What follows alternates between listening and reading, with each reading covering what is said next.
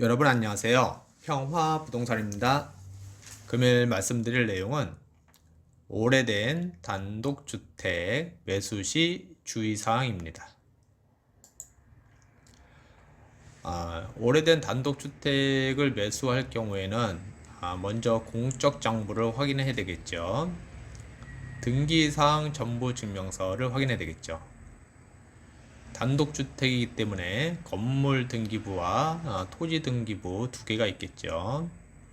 등기사항 전부증명서 줄여서 등기부라고 합니다. 등기부. 예. 그리고 이제 건축물 대장을 확인해야 되겠죠. 이 건축물 대장에 나와 있는 건물의 면적과 연면적과 그 다음에 이게 등기부에 나와 있는 건물 면적과 같아야 되겠죠. 그 다음에 이제 토지대장. 토지대장에 나와 있는 토지의 면적과 등기부에 나와 있는 등기상 토지 면적이 같아야 되겠고요. 그 다음에 토지 이용 계획 확인원을 확인해야 되겠죠. 그래서 그쪽에 이제 제한사항이라든가 그런 것도 확인을 해야 되고요. 그 다음에 도로도 확인을 해야 되고요. 그 다음에 도로 폭이 뭐 4m냐, 6m냐, 8m냐 그런 것도 확인을 해야 되겠고요. 그 다음에 이제 몇 종 일반 주거지역이냐, 1종이냐, 2종이냐, 뭐 3종이냐, 준주거냐 그런 것도 확인을 해야 되겠죠. 그에 따라서 건폐율 및 용적률도 나오고요. 그 다음에 이제 지적도를 확인해서 토지 모양 이런 것 등을 확인을 해야 됩니다. 그리고 이제 물건 상태를 확인해야 되겠죠. 내부 상태를 확인을 해서 수리 비용을 대략적으로 산출해야 되겠죠.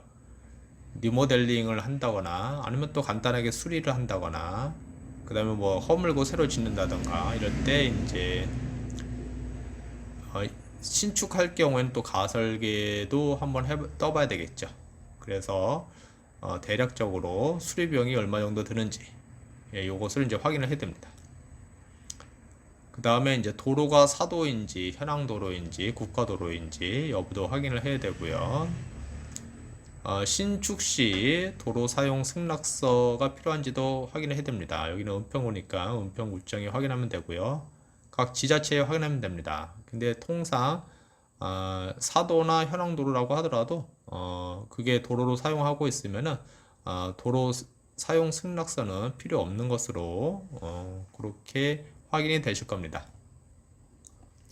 그 다음에 이제 도로 폭을 확인해야 됩니다. 그게 뭐 도로폭가 4m인지 6m인지 8m인지 도로폭을 확인해야 되고요. 4m가 안 되는 도로다 그러면은 그 개인이 매수하는 토지에 대해서 일부 도로로 내줘야 되는 경우도 있습니다. 예, 그런 것도 확인을 해야 되고요. 그 다음에 막다른 골목이 몇 미터냐에 따라서 그 도로 폭그 사용이 2m냐 3m냐 4m 이상이 되냐 그것도 있습니다. 그래서 도로폭을 정확하게 확인해야 되겠죠. 그 다음에 이제 건축물이 옆집 토지 침범 여부를 확인해야 됩니다. 예, 건축물이 옆집 토지를 침범했는지 안 했는지.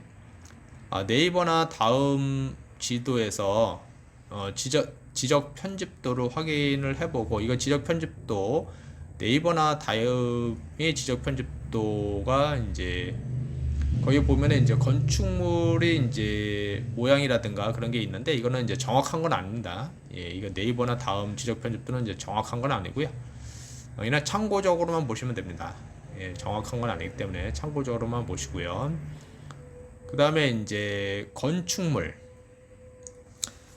통상 이제 울타리가 있고, 예, 이렇게 울타리가 있고, 이 안에 이제 주택이 이렇게 있는 경우가 이제 통상적이죠.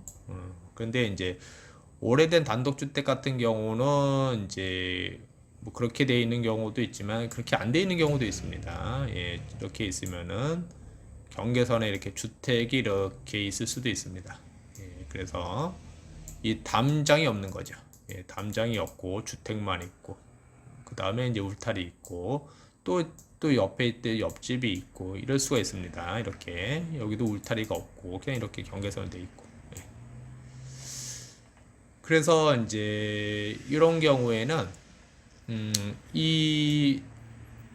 그러니까는 주택의 벽면이 이 옆집 토지를 침범할 수가 있잖아요. 또 예전에는 또 이게 경계 측량도 부정확하기 때문에 새로 또 측량하면 어떻게 될지 모릅니다. 그래서 이 오래된 단독주택 요게 이제 문제점이죠. 이런 게 이제 문제점입니다. 그래서 새로 매수하시는 분은 경계 복원 측량을 해보는 것이 좋습니다. 그래서 이제 경계 복원 측량, 한국국토정보공사에 신청 및 측량할 수가 있습니다. 한국국토정보공사. 은평구청에도 있고요, 마포구에도 있고 구별로 있습니다. 구별로 있고 또 다른 지방 같은 경우는 뭐 지자체별로 있으니까요. 한국국토정보공사, 네이버로 검색하시면은 전화번호가 나올 겁니다. 비용은 한 필지당 한 70만원 전후로 합니다. 현황 측량은 비용이 1필지당 한 40만원 전후 되고요. 그래서 여기서 이제 경계 복원 측량하고 현황 측량은 좀 틀립니다. 경계 복원 측량은 이게 이제 토지다. 그러면은 요 꼭지점만 하게 됩니다. 이 꼭지점, 요 꼭지점, 요 꼭지점, 요 꼭지점.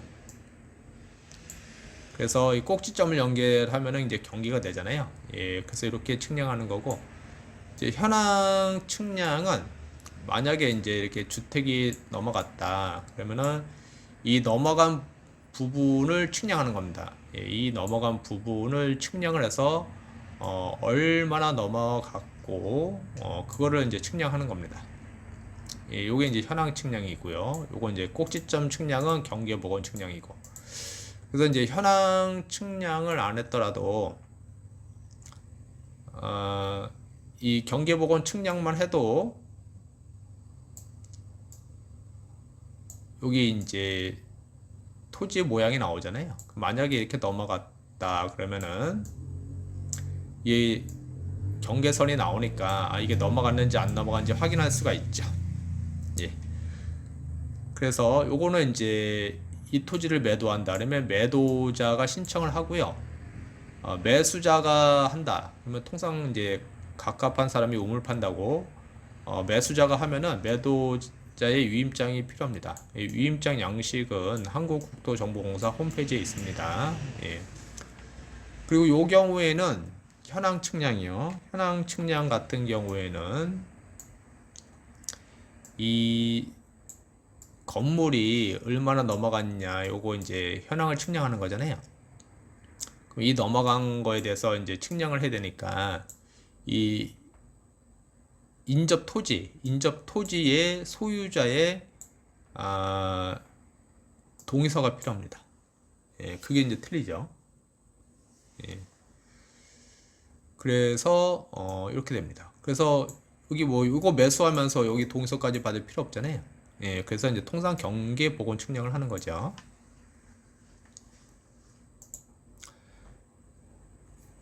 매매 계약서 작성 시 경계 복원 측량 여부를 기재를 하면 좋겠죠. 통상 이제 매수자가 하죠. 그래서 경계 복원 특약사항에다가 경계 복원 측량을 뭐 한다. 그래서 건물 일부가 타 토지를 침범 시 뭐 매매 계약을 해제하기로 하고 계약금은 돌려주기로 한다던가 아니면 또는 뭐 매매가에서 뭐 얼마를 감액해 주기로 한다던가 이렇게 있어야 되겠죠. 이런 얘기 없이 그냥 매매 계약이 이루어지고 잔금 치르고 끝났다가 나중에 옆집도 통상 가만히 있다가 이제 주인이 바뀐 걸 알면은 그것도 시비를 걸어서 올 수가 있지요. 그래서 이 건물 일부가 내 토지로 넘어왔다. 그래서 이 건물을 뭐 넘어온 부분을 철거라던가 아니면은 이 토지 일부분을 요거 매수해 가라던가 뭐 그런 게 있겠죠. 그래서 이렇게 차후 법정 다툼이 있을 수 있습니다. 그러면 이제 또 매수자는 매도자한테 이거 어떻게 된 거냐 그러면서 이제 다툼이 있을 수 있겠죠. 오늘은 여기까지고요. 구독 및 알람 버튼을 누르시면 저희 평화부동산에서 올리는 동영상을 바로 확인하실 수 있습니다. 오늘은 여기까지고요. 다음에 또 뵙도록 하겠습니다.